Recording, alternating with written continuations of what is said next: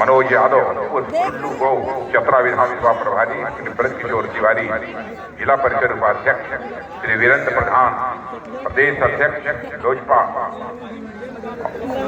और यहाँ मौजूद मेरे सभी सम्मानित बहनों एवं भाइयों,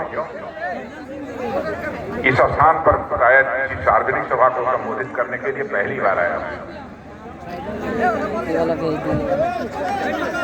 झारखंड में तो कई बार कई स्थानों पर सार्वजनिक सभाओं को संबोधित कर चुका हूँ, लेकिन शायद इस मैदान में मेरा आना पहली बार होगा।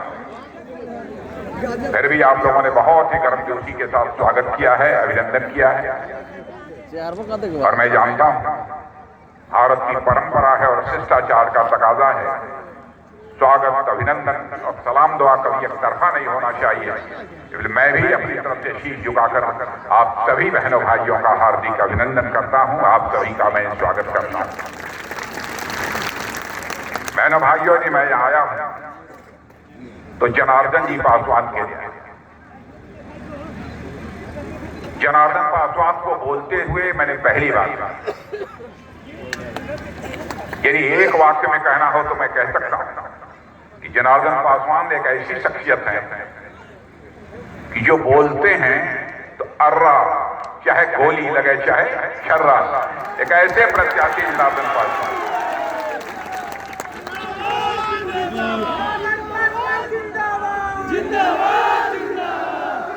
मैं आपको याद दिलाना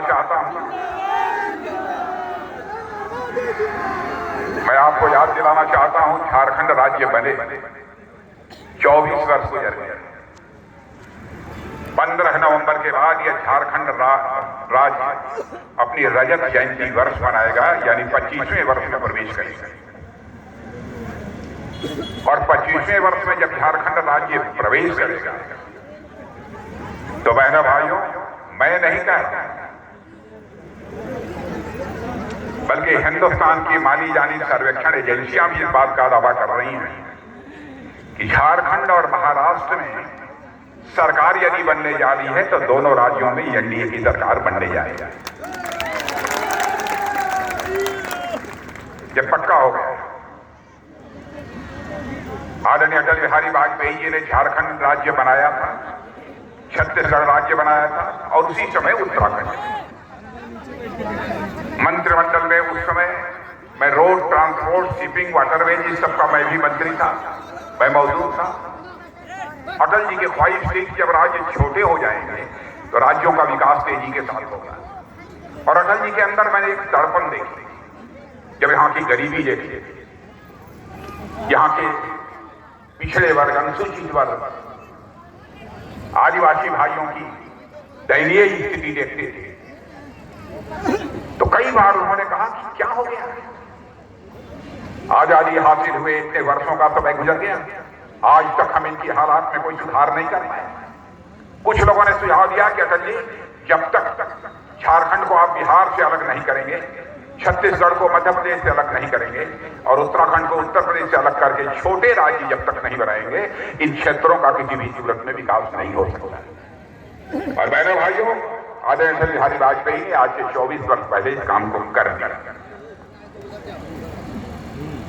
मैं जानता हूं यहां पर 3 बार एनडीए की सरकार रही।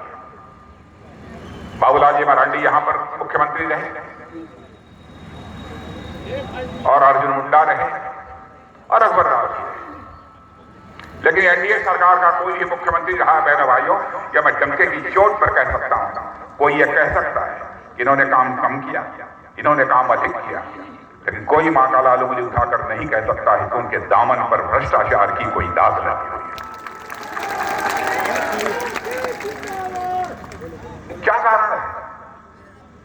पहली बार आपकी झारखंड मुक्ति मोर्चा की सरकार बनती है, भ्रष्टाचार के आरोप लगते हैं, आप जेल चली जाते हैं, 5 महीने तक आप जेल की हवा खाते हैं और कहते हैं कि हमको दिल्ली की जो है मोदी जी की सरकार ने जेल में डाला दिया। आप ही क्यों जेल में क्यों गए? तमिलनाडु में भी विरोधी दल की सरकार है, वहां के स्टालिन साहब जेल क्यों नहीं गए? पिनराई विजयन जी कम्युनिस्ट पार्टी की सरकार केरल में, वो जेल में क्यों नहीं गए? क्या आप ही से खुन्नस थी? आप इतने बहादुर हो गए कि मोदी जी की आपसे खुन्नस हो गई कि इसको जेल में जाओ? बहनों भाइयों, इन लोगों ने बराबर झारखंड की गरीब जनता की आंखों में धूल झोंक कर इनका समर्थन हासिल किया। इनकी नीयत देखिए। और मैं कहता हूं कि जो हमारे रघुवरदास जी थे, अर्जुन मुंडा थे, बाबूलाल मरांडी थे, इनके ऊपर भ्रष्टाचार के आरोप नहीं लगे, तब भी तो वहां दूसरी सरकार थी, क्यों नहीं जेल में डालते? इसका इनके पास कोई जवाब नहीं। और मैं आप सबसे अपील करना है बहनों भाइयों, सब कुछ बर्दाश्त कर लेना, लेकिन भ्रष्टाचारियों को बर्दाश्त मत करना मेरे बहने भाई। आजादी हासिल किए हुए 75 वर्षों का समय गुजर गया। यह कोई कम समय होता है? 50-52 वर्षों तक अखंड हुकूमत यदि किसी ने की है तो कांग्रेस ने की है। 50 वर्षों का समय भारत जैसे देश के लिए, जहां पर भारी भरकम जनसंख्या हो, जहां संसाधनों की कोई कमी ना हो, जहां के अंदर लोगों के अंदर श्रम शक्ति हो, कुछ कर गुजरने की कुवत हो, ऐसा देश पिछड़ा देश रह जाए। देश को कैसे खुशहाल बनाया जाता है, देश का मस्तक दुनिया में ऊंचा कैसे किया जाता है, यह करके हम लोगों ने दिखा दिया। और मैं याद दिलाना चाहता हूं, प्रेस के दोस्तों से भी मैं कहूंगा, हमारी कोई भी बात गलत हो अखबारों में लिख दीजिएगा। हमारी गलती होगी तो मैं क्षमा मांग लूंगा, क्योंकि आज तक जनता को गुमराह करके मैंने राजनीति नहीं की है बहनों भाइयों। यदि हमने राजनीति की है तो जनता की आंखों में आंख डालकर राजनीति की है।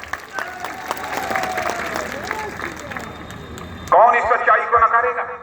जो हमारा भारत, अंग्रेजी में से कहते हैं इकोनॉमी की साइज, धन दौलत के मामले में दुनिया के देशों में 2014 में, दुनिया के देशों में 2014 में 11वें स्थान पर खड़ा था धन दौलत के मामले में। बहनों भाइयों, हमारे प्रधानमंत्री मोदी जी के नेतृत्व में जिस तरीके से सरकार ने काम किया है, आज यही हमारा देश 7-8 वर्षों के अंदर दुनिया के देशों में 11वें स्थान से जंप लेकर 5वें स्थान पर पहुंच गया।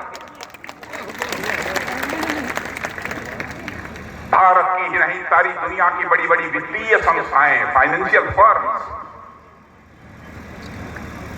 बड़े बड़े अर्थशास्त्री यह दावा कर रहे हैं भारत जितनी तेजी के साथ आगे बढ़ रहा है वह दिन दूर नहीं है जब यही भारत 2027 आने के पहले, यानी 2.5 वर्षों के अंदर ही, जो आज दुनिया के देशों में धन दौलत के मामले में 5वें स्थान पर है, वह जंप लेकर मेरे बहनों भाइयों 3रे स्थान पर पहुंच जाएगा। यह है हमारा भारत। हाथ क्यों नहीं करनी? इसीलिए मैं कहना चाहता हूं, झारखंड में की स्थिर सरकार चाहिए, मजबूत सरकार चाहिए। अब इस सिंगल इंजन की सरकार से काम नहीं चलेगा, झारखंड में डबल इंजन की सरकार चाहिए मेरे बहनों भाइयों, जिसकी दिल्ली में भी सरकार हो और यहां भी सरकार हो। एनडीए की दिल्ली में भी सरकार है तो एनडीए की सरकार यहां भी होनी चाहिए। मैं भाजपाइयों से भी कहना चाहता हूं, अपने कार्यकर्ताओं से भी, यह मत देखना कि किस पार्टी के हैं।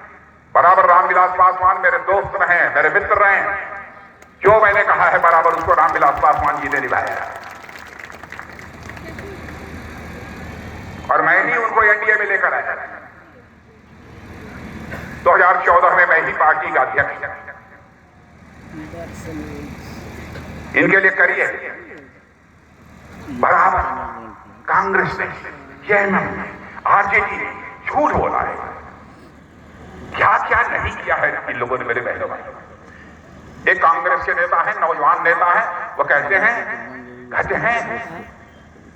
कि हम सरकार बनी तो हम जातिगत जनगणना कराएंगे, जातियों की गणना कराएंगे। अरे भाई, 50 साल तक रहते रहे, जब सरकार चला रहे तो क्या खाक छान रहे? उसमें क्यों नहीं करेंगे? जातिगत जनगणना कराएंगे तो क्या करेंगे? कराइए जातिगत जनगणना, लेकिन देशवासियों को पहले यह बता दीजिए कि जाति के आधार पर जो गणना आप कराएंगे तो लोगों को आरक्षण का लाभ किस किस जाति को कितना कितना देंगे, इसकी एक रूपरेखा तो इस देशवासियों के समक्ष प्रस्तुत करिए ताकि देश उस पर बहस कर सके। धूल झोंक कर जनता की आंखों में राजनीति नहीं होनी चाहिए। आप लाइए, मैं कहता हूं, आप जातिगत जनगणना कराना चाहते हैं कराइए, लेकिन इसके पहले आप एक रूपरेखा बतलाइए। मैं बतलाना चाहता हूं जातियां कितनी। समाज कल्याण मंत्रालय ने एक इकोनॉमिक कास्ट सेंसस हुआ था एक बार, सोशियो इकोनॉमिक कास्ट सेंसस, सामाजिक आर्थिक जाति की जनगणना हुई थी। उस समय यह निकल कर आया था कि भारत में 46 लाख जातियां, उपजातियां और गोत्र। और उसके बाद समाज कल्याण मंत्रालय ने एक बार जो जातिगत गणना कराई तो उसमें अनुसूचित जाति के लगभग 1200 से ज्यादा जातियां, अनुसूचित जाति में अकेले 1200 से ज्यादा जातियां, और ओबीसी में